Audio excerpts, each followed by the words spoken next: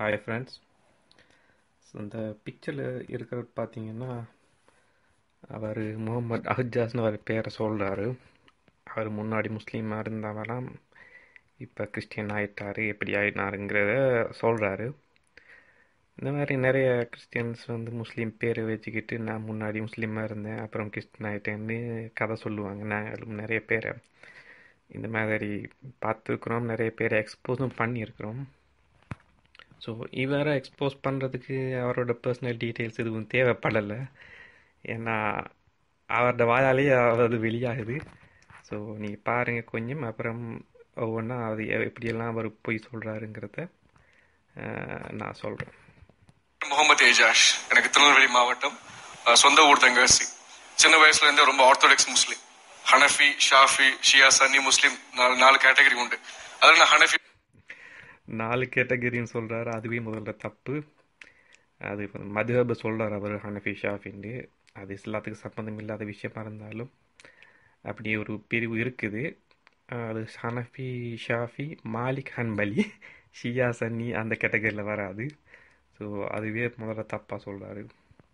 Background ரொம்ப ப்ரௌடாக இருக்கும், பெருமையாக இருப்போம் எங்களோட இனத்தை குறித்து. நாங்கள் உருது பேசுகிற ஒரு முஸ்லீம். 5 வயசுல எங்கள் அப்பா இறந்தாங்க. அதுல இருந்து எங்க தாத்தா வீட்டுல தான் வாழ்ந்து வந்தோம். எங்க தாத்தா கொஞ்சம் பணக்கார ஃபேமிலி இருந்தாலும் அவங்க கூட சேர்ந்து வாழ்ந்து வந்தோம். சின்ன வயசுல இருந்து நான் 12 வயசு இருக்கும் போதே அரபிக் வாசிக்க கத்துக்கிட்டேன், அரபிக் எழுத கத்துக்கிட்டேன். குரான ஒரு 7-8 தடவை வாசிச்சு முடிச்சிட்டேன். சின்ன வயசுல ஆரம்பிச்சிட்டேன். சின்ன வயசுல இருந்து பக்தி வைராயம் கொள்வேன். அல்லாவை குறிச்சு, என் மதத்தை குறிச்சு, என்னோட இறைவனை குறிச்சு பக்தி வைராயம் கொள்வேன். அல்லா தவிர வேற யாருமே இல்லைன்னு சொல்வேன். மத்த எல்லாம் முட்டாள்னு சொல்வேன். கிறிஸ்தவனை கண்டாலே பிடிக்காது எனக்கு. அவங்களை பார்த்தாலே எரிச்சலா வரும் எனக்கு. என்ன பண்றாங்க சொல்லி வேறு மதத்துல நான் தாழ்வை நினைப்பேன். நான் முஸ்லீமா இருக்கும் போது என்ன பண்ணுவேன்னா, கரெக்டா என்னெல்லாம் பண்ணணுமோ எல்லாம் ஃபாலோ பண்ணுவேன். சும்மா இதுல சொல்லுவாரு வேறு மதத்தவர்களை தாழ்வான்னு நினைப்பேன் அப்படின்னு. இது அவர் ஒழுங்கான ஒரு முஸ்லீமாக இருந்தால் அப்படி செய்ய முடியாது. ஏன்னா வந்து இஸ்லாத்தில் பார்த்தீங்கன்னா எல்லா மனிதர்களும் ஆதமுடைய பிள்ளைகள் தான் அப்படின்னு சொல்லுது இஸ்லாம். கிறிஸ்தவம் அப்படி தான் சொல்லுது. ஸோ அதுவே பிள்ளை. அதுலேயும் அவர் தப்பாக சொல்கிறாரு. மேல் பாருங்க. இருக்க மாட்டேன். 5 வேளை தொழுவேன், ஜமாத்துக்கு போவேன், ஹதீஸ் வாசிப்பேன். என்னென்ன காரியங்கள் போட்டிருக்கோ. இப்போ நம்ம கிறிஸ்தவத்துல பரிசுத்தம் சொல்லுவாங்க. பரிசுத்தமா எப்படி இருக்குன்னு நீங்க நினைப்பீங்க. அதே மாதிரி முஸ்லீம்ல ஈமான் சொல்லுவோம். ஈமான் அப்படி இருக்குன்னு சொல்லி ஈமான். அப்ப கேப் வைக்கிறது ஈமான், தாடி வளைக்கிறது ஈமான், அப்புறம் ஆல்கஹால் ஸ்ப்ரெண்ட் யூஸ் பண்ண மாட்டோம். இதை கேட்குற முஸ்லீம்களா சிரிப்பு தான் வரும். ஈமானுக்கு அவர் விளக்கம் சொல்றாரு. கேப் வைக்கிறது ஈமான், தாடி வைக்கிறது ஈமான். ஈமான்னு சொன்னா நம்பிக்கைன்னு அர்த்தம். ஒரு விஷயம், அதாவது ஒரு கடவுள் தான் நம்புறது, அவனுடைய தூதர்களை நம்புறது அப்படின்னு ஒரு 5-6 விஷயங்களை நம்புறதுக்கு பேர் தான் ஈமான். நீங்கள் நம்பிக்கை யாராச்சும் சந்தேகமாக இருந்தால் நீங்கள் ஈமான் என்றால் என்னன்னு கூகுள் பண்ணி பார்த்துக்கலாம். ஸோ இதிலிருந்தே அவர் எந்த அளவுக்கு முஸ்லீமாக இருந்தா இருக்காருன்னு விளங்குது. இன்னும் இருக்குது நிறைய பாருங்கள். அப்புறம் கரண்ட கால வரைக்கும் பேண்ட் போடுறது, குரான் வாசிக்கிறது, எல்லாம் ஈமான் காரியங்கள் எல்லாமே சின்ன வயசுல கத்துக்கிட்டேன். டீவியேட் ஆகவே இல்லை. உலகத்தின் மேல் நாட்டம் வரவே இல்லை. சின்ன வயசுல இருந்து அல்லா நான் சுத்திட்டு இருந்தேன். எனக்கு இறைவன் தவிர எதுவுமே இல்லைன்னு சொல்ல எல்லாத்தையுமே. ஸ்கூல் படிக்கும் போதெல்லாம் இந்த கிறிஸ்தவ பசங்களை கூப்பிட்டு வச்சு வாக்குவாதம் பண்றது, அவன்கிட்ட சும்மா கொச்சையா பேசுது. இயேசுவை குறிச்சு கொச்சையா பேசுது, இயேசுடைய பிறப்பை குறிச்சு கொச்சையா பேசுது. இதை பார்த்தால கண்டிப்பாக விளங்கிருமே இவர் எப்படி முஸ்லீமாக இருந்திருக்காருன்னு. ஏன்னா இஸ்லாத்தில் வந்து இயேசுக்கு வந்து ஒரு கண்ணியமான இடம் இருக்குது. நாங்கள் ஈசான்னு சொல்லுவோம், அவங்கள ஈசா நபின்ட்டு. முகமது மாதிரியே தான் அவங்களே நாங்கள் மதிப்போம். எல்லா நபிமார்களும் அப்படித்தான் எங்களுக்கு முஸ்லீம்களுக்கு. அது வந்து அவங்க இயேசுட தாயாரை பற்றியெல்லாம் குர்ஆன் வந்து உலகத்திலேயே சிறப்பான பெண் எல்லாம் வந்து சொல்லுது. ஸோ இதிலிருந்து அவர் வந்து பொய் சொல்கிறாரு அப்படின்னு விளங்குது. ஏன்னா ஒரு முஸ்லீம் வந்து இயேசு தப்பாக பேசினா முஸ்லீமாக இருக்க முடியாது. ஸோ அதை பின்னாடி ஒரு இவரே சொல்கிறாரு.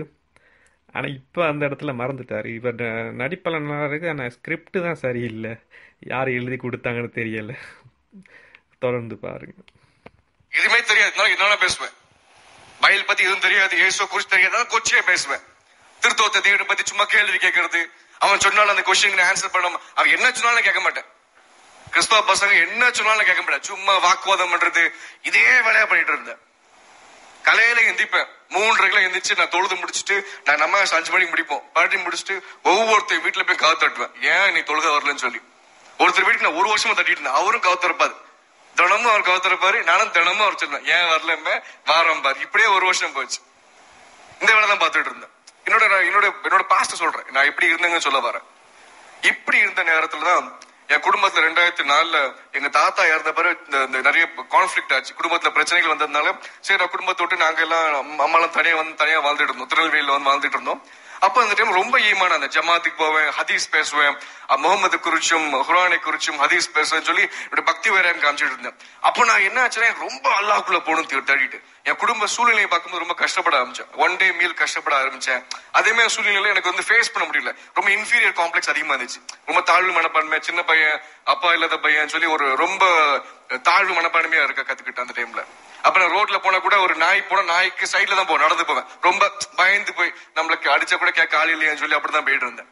அப்ப நான் நினைச்சேன் நம்ம எப்படியாவது அல்லாஹ் சந்திக்கணும், எப்படியாவது அல்லாஹ் பார்க்கணும், இல்லாட்டி அல்லாட்டியும் அது போகணும் முடிவு பண்ணி ஒரு நாளைக்கு 5 வேளை தொழுற இடத்த 30 வேளை தொழ ஆரம்பிச்சேன். 30 வேளை தொழ ஆரம்பிச்சேன். தொழுதுட்டே இருப்பேன், காலைல எந்திப்பேன், தொழுவேன், தொழுகதான் பண்ணிட்டு வேற எதுவும் பண்ண மாட்டேன். என் வீட்டுல கேட்பாங்க, எல்லாரும் கேட்பாங்க, என்னோட இனத்தார்களே கேட்பாங்க, என்ன நீ பித்து பிடிச்சு அலைஞ்சிட்டு இருக்கீங்க கேட்பாங்க. எனக்கு அவ்வளவு இஷ்டமா இருக்கும் அல்லாஹ் மேல, அவ்வளவு இஷ்டம் இறைவன் மேல. இப்படி இந்த நேரத்துல 30 நாள் நான் ஒரு நாளைக்கு 30 வேளை தொழ ஆரம்பிச்சேன். தொழுதுட்டே போயிட்டு இருக்கும் போது ஒரு 3 நாள் போன பிறகு ஒரு 100 தான் தொழுது முடிச்சிட்டேன். அப்ப நான் யோசிச்சேன், என் மனசுல ஒரு வெறுமையா ஆயிடுச்சு, ஒரு மாதிரி கம்ப்ளீட் ட்ரெயின் ஆயிடுச்சு, ஒரு மாதிரி பக்தி வேறையும் கொண்டு திடீர்னு அந்த இடத்துல நான் 3 நாள் நான் தொடர்ந்து தொழுது முடிச்ச பிறகு எனக்குள்ள ஒரு மாதிரி ட்ரெயின் ஆயிட்டு, ஸ்பிரிச்சுவாலிட்டி ட்ரெயின் ஆயிட்டு. அப்ப நினைச்சேன் நம்ம அல்லாஹ்ட்டே போய் சேர்ந்துடலாம், நம்ம அல்லாவே நம்ம பேர்லாம், நம்ம அல்லாஹ் பார்க்க முடியாது என்ன, நம்ம அல்லாஹ்ட்ட போய் சேர்ந்தா போதுமே சொல்லி நான் ஒரு தப்பான முடிவு எடுத்தேன் என் குடும்ப சூழ்நிலை. அப்ப என்னோட ஸ்பிரிச்சுவல் தாட்ஸ் தாகம் வேற இருந்துச்சு, அதனால தப்பான முடிவு எடுத்தேன். 2005 ஜனவரி 2 சூசைட் பண்ணலாம்னு சொல்லி முடிவு பண்ணி காலையில ஒரு சண்டே அவர் ஒரு நாளைக்கு 5 முறைக்குமே 30 முறை எல்லாம் தொழுதுன்னு சொல்ல ஆரம்பிச்சிருக்காரு சொன்னாரு. அது இஸ்லாத்துல கிடையாது, ஒரு நாளைக்கு 5 வேளை தொழுது தான் இருக்குது. இவரா 30 வேளை தொழுகையெல்லாம் தொழுகிறதுக்கு இஸ்லாத்துல இடம் கிடையாது. ஒருத்தர் விருப்பமான தொழுகை கூட விரும்பி தொழுகை கூட அதுக்கும் கூட லிமிட் இருக்குது. ஸோ எந்த நேரமும் சக்திக்கு மீறி செய்கிறது இஸ்லாத்துல கூடாது. 2வது இப்போ சொல்றாரு தற்கொலை பண்ணிக்க முடிவு பண்ணாராம். இதிலிருந்து முஸ்லீம் பார்க்குற முஸ்லீம்களாம் சிரிப்பாக இருக்கும். ஏன்னா தற்கொலை பண்ணுறது கொலைக்கு நிகரான பாவம் இஸ்லாத்தில். எப்படி ஒரு கொலை செஞ்சவன் ஒருத்தன் நிரந்தர நரகம் இஸ்லாத்தில் இருக்குதோ அதே மாதிரி தற்கொலை செய்தவருக்கும் நிரந்தர நரகம், அதாவது அவர் இஸ்லாத்தை விட்டு வெளியேறினவர் அப்படின்னு. அதாவது நபிகள் நாயகம் தற்கொலை செய்து கொண்ட ஒரு முஸ்லீம் உடல் வந்துச்சுன்னா அவருக்கு தொழுகை நடத்தக்கூட மாட்டாங்க, ஏன்னா தொழுகை நடத்தி பிரயோசனம் இல்லை, ஏன்னா அவர் நிரந்தர நரகம் முடிவாயிருச்சு அப்படின்ட்டு. ஸோ இப்போ புரிஞ்சிருக்கு இவர் எப்படி எந்த அளவுக்கு முஸ்லீமாக இருந்திருக்காருன்னு. இதெல்லாம் சும்மா பொய்க்கு இந்த மாதிரி மக்களை வழி எடுக்கிறதுக்கு. ஏன்னா உட்கார்ந்துருக்கிற அவர் அத்தனை பேரும் கிறிஸ்தவர்கள் தானே, அவங்களுக்கு தெரியாது இதெல்லாம். ஸோ எதை கேட்டாலும் சொன்னாலும் நம்புறதுக்குன்னு ஆக்கள் இருக்கிறதுனால இந்த மாதிரி எல்லாம் பேசுகிறாங்க. இப்போ இன்னும் கொஞ்சம் கேளுங்கன்னா காமெடியாக இருக்கு. சைக்கிள் எடுத்துட்டு சாரத்தை கட்டிட்டு அப்படியே திருநெல்வேலிக்கு அவுட்டர்ல நான் ஒரு மரத்தடி கீழே உட்காந்து அழுதுட்டு இருந்தேன். என் வாழ்க்கை முடிய போகுது. சின்ன வயசுல இருந்து ஸ்கூல் டீச்சர்ஸை பார்த்திருக்கோம், இன்ஜினியர்ஸை பார்த்திருக்கோம், டாக்டர்ஸை பார்த்திருக்கோம், டிரைவரை பார்க்கும், இப்படியாவது வாழ்றாங்க, இப்படியாவது பிழைக்காங்க, குழந்தை இருக்கு, கல்யாணம் இருக்கு, நான் வாழ்க்கை முடிய போதுன்னு சொல்லி அழுதுட்டே இருந்தேன். ஏங்கி என் வாழ்க்கையை நினைச்சு அழுத்து பார்த்து இவ்வளவுதான் என் வாழ்க்கையா, எனக்கு அப்பா எல்லாம் போயிட்டாங்களே, எனக்கு கவனிக்க என்ன ஆதரிக்க யாருமே இல்லையான்னு சொல்லி அழுது கிட்ட 4 மணி நேரம் 5 மணி நேரம் அழுதுட்டு இருந்தேன். ஒரு மரத்தடி கீழே உட்காந்து அழுதுட்டு இருந்தேன், என் வாழ்க்கை முடிய போன்னு சொல்லி. நான் உட்கார்ந்துட்டு இருந்த இடத்துல நான் மரத்துல கீழே உட்காந்துட்டு இருந்தேன். அந்த மரத்துல யாரோ ஒரு வசனம் ஓட்டிருக்காங்க, உங்கள் துக்கம் சந்தோஷம் மாறும். ஹல்லேலூயா, ஆமென். அந்த வார்த்தையை பார்த்துட்டு நான் சும்மா பார்த்தேன், நான் இந்த வார்த்தையை பார்த்தேன், திருப்பி நான் கேஷ்ல அழுதுட்டு இருந்தேன். நான் செத்துடணும், எப்படியா செத்துடலாம் சொல்லி முடிவு பண்ணிட்டு இருந்தேன். அந்த வார்த்தையை நான் ஒரு கிளான்ஸ் தான் பார்த்தேன், ஒரு தடவை அந்த வார்த்தையை பார்த்தேன். அந்த வார்த்தை எனக்குள்ள பேச ஆரம்பிக்கும், son go home, I need talk to you. நீ வீட்டுக்கு போ, உன்கிட்ட நான் பேசணும், நீ வீட்டுக்கு போ, உன்கிட்ட பேசணும் சொல்லுது. நானும் உட்காந்து கன்வின்ஸ் பண்ணாம அழுதுட்டு இருக்கேன். சரி நம்ம இறக்க போறோமா, நம்ம என்ன ஐடியா பண்ணலாம் அப்படின்னு யோசிச்சுட்டே இருக்கேன். நீ வீட்டுக்கு போ வார்த்தை மறுபடியும் பேச ஆரம்பிச்சது. நான் யோசிச்சேன், ஏன்னா நான் பேசுறது எப்படின்னா நான் சொல்றது எனக்கு கெஸ் பண்ணல, இமேஜினேஷன் பண்ணல. நான் இங்க நிக்கிறத மாதிரி நீங்க வந்து கற்பனை பண்ணி பார்க்கல. நான் பேசுறேன், நீங்க காதுல கேட்டிருக்கீங்க. நான் வீட்டுக்கு கிளம்பி வந்து நான் ஒரு மத்தியான நேரத்துல வந்து வந்தேன். நான் கண்களை மூடி தூங்க ஆரம்பிச்சிட்டேன். நான் இயேசுவை பார்த்தேன். ஹல்லேலூயா, ஜீசஸ் இஸ் அலைவ். ஆமென். இயேசு ஜீவிக்கிறார். இதை விட என்ன சந்தோஷம் இருக்கு? ஹல்லேலூயா.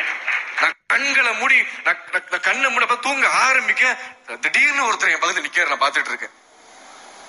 இயேசு உயிரோடு நிக்காரு. அவர் இயேசுன்னு எனக்குள்ள யாரோ சொல்றாங்க. இதுதான் இயேசுன்னு சொல்றாங்க முதல்ல. என்னையும் அறியாம நான் அந்த உருவத்தை பார்க்க ஆரம்பிச்ச, வெளிச்சத்தை பார்க்க ஆரம்பிக்க. நான் தனி அறையில படுத்து தூங்கிட்டு இருந்தேன் எப்பவுமே. அப்போ அந்த இடத்துல இயேசு நிக்காங்க. என்னையும் அறியாம பாவத்தை அறிக்கிட ஆரம்பிச்சேன். நான் முஸ்லீமா இருக்கும் போது பாவ அறிக்கை பண்ணணும், பாவத்துல இருக்கோம். இந்த கன்விக்ஷன் பண்றது, கன்ஃபெஷன் பண்ற பழக்கம் எல்லாம் கிடையாது எனக்கு. எங்க வேலையை என்ன பண்ணுமோ அது பண்ணுவேன். ஈமான் எப்படி இருக்குமோ அதை ஃபாலோ பண்ணுவேன். முகமது நபி என்ன சொல்றதோ அதை ஃபாலோ பண்ணுவேன். ஹதீஸ் எல்லாம் சொல்றோம் அதை ஃபாலோ பண்ணுவேன். அப்ப எனக்கு இந்த பாவ அறிக்கை பத்தி எதுவுமே தெரியாது. ஆனா என்னையே அறியாம ஒரு 1.5 மணி நேரம் என் பாவத்தை அறிக்கை, எனக்குள்ள இச்சை, அசிங்கம், கேவலம், நான் எனக்குள்ள யாருக்கும் தெரியாத இருள் அறை, யாருக்கும் காட்டாத அந்த டார்க் ரூம் ஆஃப் சின், இருள் அறை, யாருக்கும் காட்ட மாட்டேன். எல்லாத்தையும் தொடர்ந்து பேச ஆரம்பிச்சிட்டேன். நான் திருப்பி தூங்கிட்டேன். நான் அறிக்கை 8 மணி தூங்கிட்டேன். திருப்பி ஸ்கூல் போனேன். ஸ்கூல்ல போய் உட்காந்து காலையில தொழுதேன். காலையில 5 மணிக்கு தொழுதுட்டு ஸ்கூலுக்கு போயிட்டு நாங்க பசங்க எல்லாம் சேர்ந்து கிரவுண்ட்ல தொழுவோம். திருநெல்வேலியில நான் படிச்ச ஸ்கூல்ல. அப்படி நான் கிரவுண்ட்ல தொழுது முடிச்ச பிறகு நான் அப்புறம் தான் யோசிச்சு பார்க்க, என்ன நடக்குது நம்ம லைஃப்ல. நேத்து வரைக்கும் நான் சூசைட் பண்ணி முடிவு பண்ணேன். ரொம்ப நாளாவே அது முடிவு எடுத்து நான் சூசைட் பண்ணாம போனேன். நைட்டு வந்தா இயேசுவை பார்க்க. எப்படி இயேசு? ஏன் நான் இயேசுவை பார்க்கணும்? எனக்கு என்ன அது ஆச்சரியம். நான் ஏன் இயேசுவை பார்க்கணும்? ஏன் முகமது ப்ராஃபிட்ட பார்க்க முடியல? ஏன் அல்லாஹ்வை பார்க்க முடியல? ஏன் வேற எந்த ப்ராஃபிட் வரல? என்ன நான் படிச்ச ப்ராஃபிட் அது ஏன்னா நீங்கள் அவங்களுக்கு மட்டும்தான் ஃபோட்டோ எடுத்து வரைஞ்சி வச்சுருக்கீங்க. ஒருவேளை அதனால் வந்திருக்க வாய்ப்பு இருக்குது. இந்த இயேசுவோட பிக்சர்லேயே நிறைய முரண்பாடு இருக்குது. நீங்கள் போய் பார்த்தீங்கன்னா இப்போ இருக்கிற இயேசு வந்து வரைஞ்சி கிட்டத்தட்ட ஒரு 300 to 400 இயர்ஸ் தான் இருக்கும். எக்ஸாக்ட் டேட் ஞாபகம் இல்லை எனக்கு. ஆனால் நீங்கள் கூகுள் பண்ணி பார்த்தீங்கன்னா பழைய இயேசுவெல்லாம் கிட்டத்தட்ட ஒரு 20-25 டைப்பில் பிக்சர்ஸ் இருக்குது. 2ஆம் செஞ்சுரியில் 3ஆம் செஞ்சுரியில் உள்ள இருந்த பிக்சர்ஸ் எல்லாம். ஸோ இயேசுவோட ஒத்தன்டிக்கான ஃபோட்டோவே கிடையாது. அப்புறம் எப்படி இவர் இயேசுவை பார்த்தாருன்னு தெரியலை. இல்லைன்னா பார்த்தவர் இயேசு தான் அப்படின்னு தெரியலை. ரெண்டாவது, இதுக்கு ஒரு வியாதி இந்த மாதிரி இல்லாதெல்லாம் இருக்கிறதா நம்புறது. அதுக்கு ஒரு மைத்தமீனியன் சொல்லுவாங்க. இல்லாத இருக்கிறதா நினச்சி கொண்டு அதையே நம்புறது. ஸோ இதுக்கு நீங்கள் இயேசுவை பார்க்காம நல்ல ஒரு டாக்டராக பார்த்தீங்கன்னா உங்களுக்கு குணமாக வாய்ப்பு இருந்திருக்கும். இந்த மாதிரி வந்து பேசிகிட்டு இருந்துக்க மாட்டீங்க. ரெண்டாவது, இந்த பாவ அறிக்கை பண்ணுறது வந்து இஸ்லாத்தில் கிடையாது அப்படின்னு சொன்னார். பாவ அறிக்கைன்னா பாவ மன்னிப்புங்கிறது உண்டு. இந்த மாதிரி ஒருத்தர்கிட்ட போய் நான் செஞ்ச பாவத்தெல்லாம் சொல்லி அப்புறம் அவர் வந்து அதுக்கு அதை கடவுள்கிட்ட கொண்டு போய் சொல்கிற இதெல்லாம் கிடையாது. புரோக்கரே கிடையாது இடையில இஸ்லாத்தில். நம்ம ஏதாச்சும் பாவம் பண்ணால் நம்மளே அதை மனம் திருந்தி கடவுள்கிட்ட மன்னிப்பு கேட்டால் கடவுள் இறைவன் வந்து கருணையாளன், மன்னிப்பவன் அப்படின்னெல்லாம் இஸ்லாத்தில் இருக்குது. அதை இவர் பண்ணலைங்கிறாரு. ஸோ அவருக்கு தெரியாமல் இருந்திருக்கலாம். இல்லைன்னா இனி உங்களுக்கே தெரிஞ்சிருக்கீங்க வேறு எந்த அளவுக்கு முஸ்லீமாக இருந்தாருண்டு. ஸோ இனி அடிச்சு விட்டுறது தானே, அதில் உண்டு. அவ்வளோதான். புக்ஸ்ல இருந்து ஏன் இயேசு வரணும்? நான் அவரை குறிச்சு நான் அசிங்கமெல்லாம் பேசிருக்கேன், கொச்சைகளா பேசிருக்கேன். எனக்கு ஆதங்கமா இருக்கு ஏன் இயேசு வரணும்னு சொல்லி. ஆனா வரும்போது என் மனசு சமாதானமா இருந்துச்சு. நான் வீட்டுக்கு போனேன், யோசனையாவே இருந்துச்சு. நான் ஏன் இயேசுவை பார்க்கணும்? இயேசு எதுக்கு வந்தார்? நான் எனக்கு என் மனசுல ஓடிட்டே இருந்துச்சு. நான் வீட்டுக்கு போனேன். என்னோட தொழுகையை முடிச்சுட்டு, என்னோட மக்ரிப் தொழுகையை முடிச்சுட்டு அப்புறம் நான் சும்மா டிவி பார்த்துட்டு இருந்தேன். ரேண்டமா சும்மா ஒரு டிவி பார்த்துட்டு இருக்கும் போது ராஜ் டிவில டாக்டர் டிஜேஎஸ் தினகரன் ஐயா சொல்றாங்க, லவ் ஆஃப் காட் டாபிக்ல பேசிட்டு இருந்தாங்க. தேவன் மனுஷங்கள் நேசிக்கான்னு சொல்லி ஒரு தலைப்புல பேசிட்டு இருந்தாங்க. என் வாழ்க்கையிலே கடவுள் மனுஷர்கள் நேசிக்காங்கன்னு சொல்லி அப்பதான் கேள்விப்பட்டேன். இவர் அடிச்சு விட்டதுலேயே இதுதான் பெரிய ஒரு பொய்ன்னு சொல்லலாம். ஏன்னா கடவுள் மனிதரை நேசிக்கிறான்னு இஸ்லாத்தில் வந்து கிட்டத்தட்ட ஆல்மோஸ்ட் எல்லா இடங்கள்லாம் சொல்லி, உதாரணத்துக்கு குர்ஆனில் எந்த சாப்டரை நீங்கள் ஓப்பன் பண்ணாலும் அளவற்ற அருளாளன் நிகரற்ற அன்புடையவனுமாகிய இறைவனின் திருப்பெயரால் அப்படின்னு தான் ஆரம்பிக்கும். அப்போ இதுக்கு அவருக்கு தெரிஞ்சிருக்குது. அதை எப்படி அவர் ட்விஸ்ட் பண்ணுறாருன்னு பாருங்க. எத்தனையோ இடத்துல, எத்தனையோ ஹதீஸ்ல, குர்ஆன்ல இருந்து கூட அல்லாஹ் இரக்கம் உள்ளவன் கிருபை உள்ளவன் கேள்விப்பட்டிருக்கேன். லவபிள் பர்சன் ஒரு இடத்துல சொன்னது கிடையாது. அது ப்ரூஃப் நான் பார்த்தேன். இரக்கம் உள்ளவன் கிருபை உள்ளவன் சொல்லியிருக்கான், லவபிள் பர்சன் சொல்ல. ஏன்பா தமிழுக்கு அதை தமிழ்கிட்ட சொன்னா என்ன, ஆங்கிலத்தில் சொன்னா என்ன? அப்ப எந்த அளவுக்கு இவங்க வந்து மக்களை திசை திருப்புறாங்கன்னு பாருங்க. என்ன நேசிக்க முடியுமா ஒருத்தரால சொல்லி? இதெல்லாம் நேசிப்பாரா? நான் கேவலமான இருக்கேன், என் பாத்துக்கு அர்த்தம் கொடுப்பாரா? அவ்வளவு பிரியமா?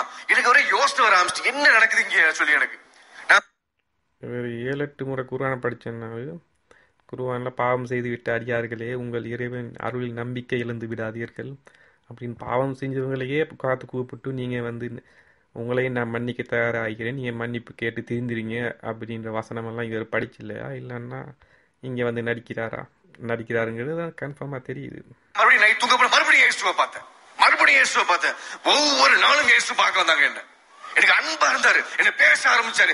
எனக்கு சின்ன வயசுல இருந்து தகப்பன் மகன் உறவே கிடையாது.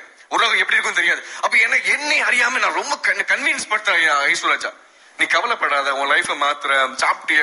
ரொம்ப அன்பா இருக்காரு, ரொம்ப அன்பா இருந்தாரு. எனக்கு ஒரு குழப்பமா வந்துட்டு எனக்கு என்னால இதை அக்செப்ட் பண்ணிக்க முடியல. மண்டை வெடிக்கிற மாதிரி இருந்துச்சு. நான் உடனே 2-3 நாள் மறைச்சு பார்த்தேன். அப்புறம் எங்க அம்மா கிட்ட சொன்னேன், அம்மா இந்த கிறிஸ்டியன்ஸ் என்ன பண்றாங்கன்னு பார்க்க ஆசையா இருக்கு. எங்க அம்மா திடீர்னு ஷாக், சம்பந்தமே இல்லாம இப்படி ஆரம்பிக்குன்னு சொல்லி. எங்க அம்மாட்ட போய் இயேசுவா பார்த்து சொன்னேன். எங்க அம்மா அக்செப்ட் பண்ண மாட்டாங்க. என்ன எங்க அம்மா ஏசுவாங்க, திட்டுவாங்க எங்க அம்மா.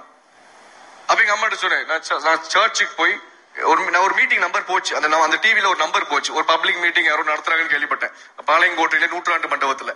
எங்க அம்மாட்ட சொன்னேன், நான் போகணுமா, நான் போயிட்டு வரமானா. அம்மா பயந்தாங்க, போக கூடாதுன்னு சொல்லிருந்தாங்க.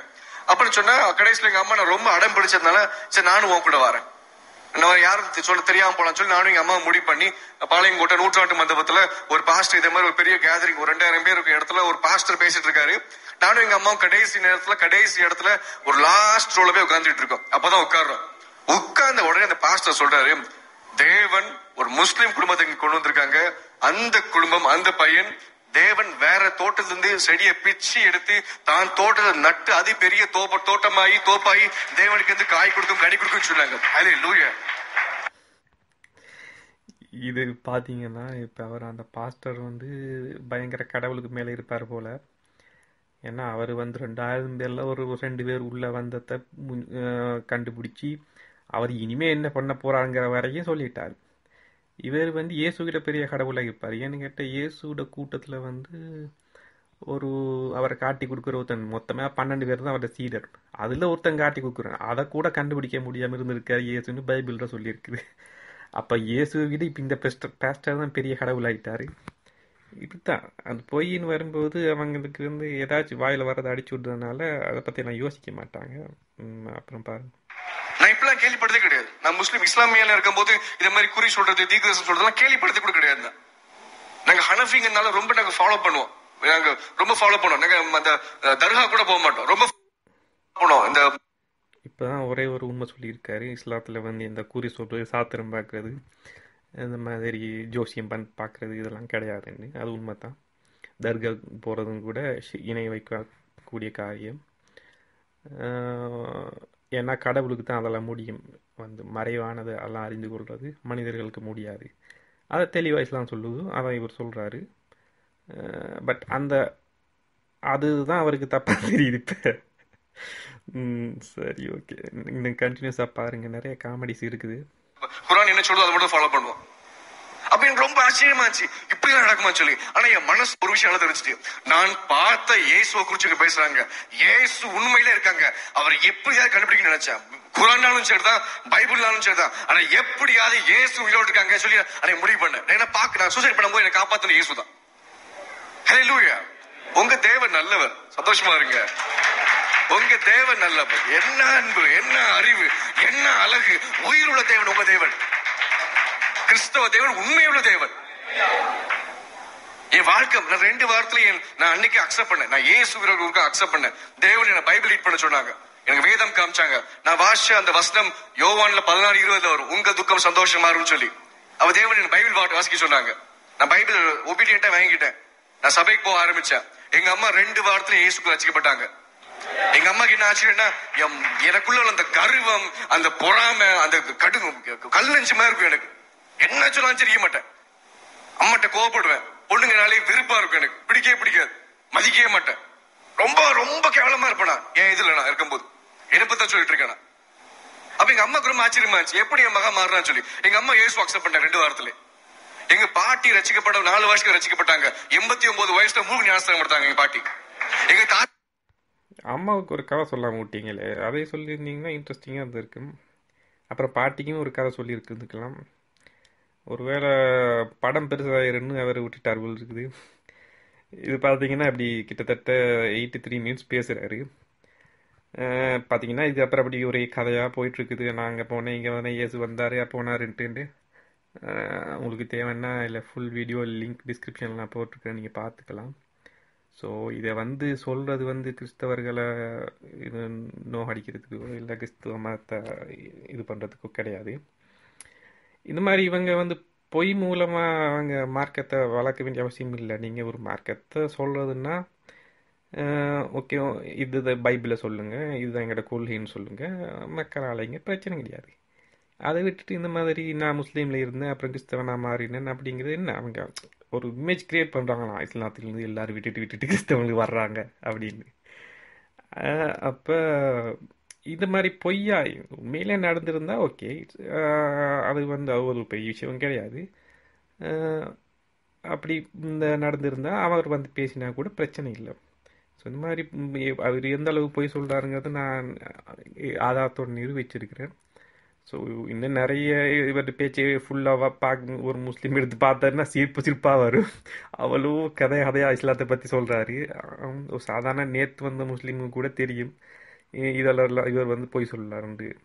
ஆனால் கிறிஸ்தவர்கள் வந்து அவங்களுக்கு இஸ்லாத்தில் அந்த உள் விஷயங்கள் தெரியாதனால இவர் அந்த 4-5 அரபிக் வேர்டுகளை சொன்னோன்னைக்கு ஓகே முஸ்லீம் இருந்திருப்பார் போல் அப்படின்னு நம்புவாங்க. ஸோ இதுக்கு மற்றபடி இவருடைய அந்த இந்த மாதிரி இவங்க ஏமாத்துறாங்கன்னா இப்படி இந்த பைபிளில் இருக்குது. அதாவது பவுல் சொல்கிறாரு, நான் ஒரு பொய் சொல்லி அந்த பொய் மூலம் என் தேவனுக்கு வந்து மகிமை உண்டானால் நான் பொய்யன் என்று தீர்க்கப்படுவானேன் அப்படிங்கிறாரு. அதாவது நான் ஒரு பொய் சொல்லி அது மூலமாக அந்த கர்த்தருக்கு ஒரு பெருமை வந்துச்சுன்னா நான் பொய்யன் கிடையாது அப்படின்னு. ஸோ அந்த தியரியத்தை இவங்க எல்லாரும் ஃபாலோ பண்ணுறாங்க. அதாவது கிறிஸ்தவ மக்கள் கிடையாது, இந்த பாஸ்டர் மாதிரி வந்து இந்த குருடன் பார்க்குறான், செவிடன் கேட்குறான், அற்புத பெருவிழான்னெல்லாம் அடிச்சு விட்றதுக்கு காரணம் அவங்களுக்கே தெரியும் அதெல்லாம் போய் தான். ஆனாலும் ஓகே, நம்ம செய்கிறது மூலமாக 4-5 பேர் வந்து கிறிஸ்துவத்துக்கு வந்தாங்கன்னா கர்த்தருக்கு பெருமை உண்டாயிடுச்சுன்னா அது நம்ம போய் சொன்ன பாவம் நமக்கு கிடைக்காது அப்படின்னு அவங்க நம்புகிறாங்க. அதனால தான் இந்த மாதிரி தைரியமாக போய் சொல்கிறாங்க. ஸோ அதில் ஒன்று தான் இதுவும். இவர்கிட்ட ஆக்டிங் எல்லாம் நல்லா இருக்குது, நடிப்பு. ஆனால் கதை வாசனத்தில் தான் கோட்டை விட்டுட்டார். பார்ப்போம், நெக்ஸ்ட் டைம் கொஞ்சம் நல்ல கதை வாசனத்தோட வந்தீங்கன்னா ஒருவேளை படம் ஓடும். இந்த படம் கொஞ்சம் ஃபெயிலியர். ஆன்லைன் பிஏ சப்ஸ்கிரைப் பண்ணுங்கள். தேங்க்யூ.